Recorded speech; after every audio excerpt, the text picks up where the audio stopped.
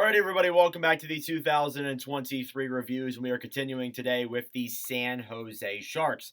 Now, the Sharks, of course, they were a team that, obviously, I guess they were in the first year of the rebuild, but it was never technical that they were going into a rebuild. They never officially announced that they were going into a rebuild, but we all kind of knew this was their first year in this rebuild, bringing in Mike Grier, bringing in David Quinn, bringing in some of the new guys on this roster. And it was a painful season at points, but there is some stuff to remember out of this one. They had a 22, 44, and 16 record for 60 points. They had a minus 87 difference between 234 goals scored and 321 goals against. They had a .366 winning percentage. They were 8, 22, and 11 at home, and they were 14, 22, and 5 on the road. And they have the fourth best odds at getting the first overall draft pick. So, of course, and this is the thing. I mean, it was expected for them to be bad. We weren't expecting a really good Sharks team. We really weren't. But honestly, and I'm going to refer to the draft here, even though we are going to get into that a little bit later. Connor Bedard, if they get him, changes everything. 100%. But if they don't get Bedard, you expect them to be bad for the next few years. For sure. But yeah, I mean, this is the first year of them being officially kind of bad with the new management and all that. I'm looking forward to see what they're going to construct with Mike Grier and some of the other guys they have coming on. So I'm really looking forward to what the Sharks' future could look like. Your month by month record, you had a 3-6-0 record in October. You were 4-7-4 in November, so they were getting progressively worse, but they were never actually really bad. They were 3-6-3 in December. 3-6-4 in January, 3-6-1 in February, 3-8-3 in March, and then 1-5-1 in April. So as you can tell, they never got below 3 wins besides the month of April, which is the final month of the year. So overall, they didn't. By no means did they play good, but they didn't play as terrible as some of the other teams that we have on this list and the teams that we've gone through so far. So I give props to the Sharks for that 100%, and I hope that it keeps going in that direction for sure. One thing that I forgot to do in my Blackhawks video was give my point projections. Unfortunately, I forgot about that.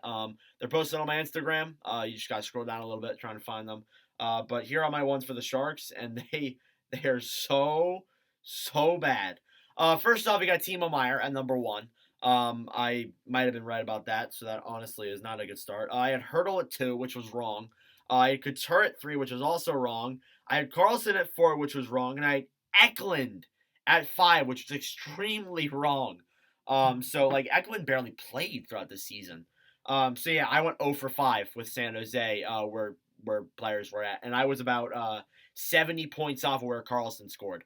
So yeah, that's fun. But anyways, we'll refer to the hockey news here as well. But first off, Erik Karlsson, 82 games played, 25 goals, 76 assists for 101 points. The hockey news had them referred to at 45 points being scored by him. So obviously, Karlsson had an amazing Norris level season. For sure, and if the Sharks, if he has another really good season out of that, not 100 points, but if he gets another 70, 80 point year, I definitely think the Sharks probably would trade him to a team. The only team that I can think of is the Oilers because that's the only team that's shown interest. But second in scoring, you got Logan Couture with 82 games played, 27 goals, 40 assists, 67 points. The Hockey News had him projected at 55 points.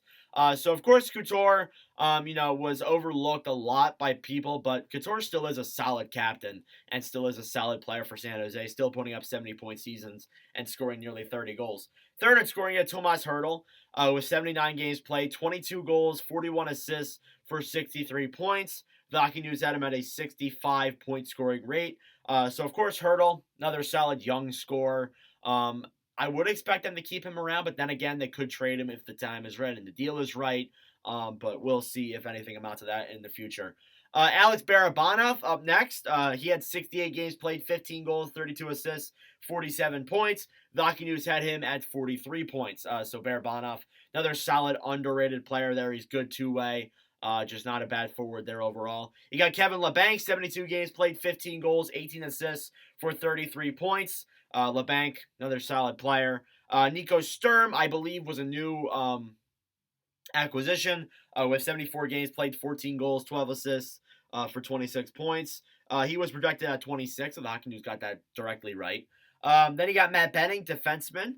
He had 77 games played, 1 goal, 23 assists for 24 points. The Hockey News had him at 7 points, so he had a much better season. Steve Lorentz then up next. He was also a new acquisition in the departure of Brent Burns. 80 games played, 10 goals, 9 assists, 19 points. Marc-Edouard Vlasic, 78 games played, 1 goal, 17 assists, 18 points. Brutal contract, did not play well.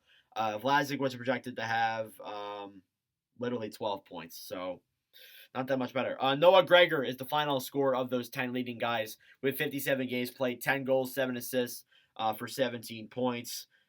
He was projected to have 30 points by the Hockey News. So, again, I mean, like, the scoring wasn't really there. Of course, I will say this. Timo Meier did leave, so of course that definitely changed, the scoring rate that they had. But Meier was playing really well at points. We'll get into that in a second. But, of course, the Sharks really in this draft, they're going to look at building on, like those scorers and offensive type players. Kind of try and get a cornerstone for the future to come, honestly. Because now, I guess Karlsson's the main identity with this team. But if he leaves, you're going to need somebody to really build this core around. And I don't think a guy like Tomas Hertl or even Logan Couture could be that guy. So they're really going to have to look at the draft. Next up, then, you have your goaltenders, James Reimer. I don't think he was a new acquisition. I believe he's been playing here. 43 games played, a 12, 21, and 8 record with a 3.48 goals against average and a .890 save percentage. Reimer had rumors that he would get traded. If the Sharks want to circle back on that, Reimer's a solid, backup option, could go for like a second-round pick. And hey, San Jose might make that move come the draft. Kaapo Kähkönen, you got 37 games played, a 9, 20, and 7 record with a 3.85 goals against average and a .883 save percentage. Kähkönen, isn't like the Kähkönen that we've seen before, but not horrible this year, I guess. And the last thing I want to go over in regards to this season as a whole, the trades they made. They traded Timo Meier over to the New Jersey Devils. They were involved in the Nick Bonino trade to the Pittsburgh Penguins. And then they also helped moving Vladislav Namestnikov to the Winnipeg Jets. So that was their season. It's definitely a season to forget for sure. Especially in previous years when we talked about the Sharks, they've been good many times. But just this year just wasn't the year, honestly. And I'm hoping that, this year was the worst of it. Or maybe next year could be the worst of it, but I'm hoping that they'll build off of this and start building towards a better future, and they want to look at the draft for that. But first off, let's get into the draft. They have a total of, I think I see like 15 picks here. So they have a lot of picks in this year's draft. 2 first-round picks, 1 second-round pick, 1 third-round pick, 2 fourths, 2 fifths, 1 sixth, and 3 sevenths. So they have a lot of draft capital late in the draft, which could be useful to get some solid gems. But I'm looking forward to. Mike Grier was the GM last year, but I'm hoping that this year they will get some solid capital for some of the guys that they're gonna acquire. So I'm liking San Jose's odds here. As it goes for like free agency, they only have $500K in cap. Which is definitely like not a good sign because you have a lot of like hefty contracts here in San Jose still. And that's the biggest part with them. You have a lot of big contracts that you probably should start trying to look at to move out of there. But they're all pretty long in term, so it doesn't look so good there. But UFAs, Andreas Janssen, Jeffrey Veal, James Reimer, and Marcus Nudavara. Again, if they can find a suitor, or if Reimer wants to stay in San Jose, they'll likely keep him around. But I think Reimer likely walks. They lost that opportunity to get him for something, but they could very well trade him at the draft. But the value is even going to go down because the team that gets him will have to sign him. But as it goes for the other guys, Johnson was a midseason acquisition. Nudavara was too. So, like, honestly, I see most of those guys leaving.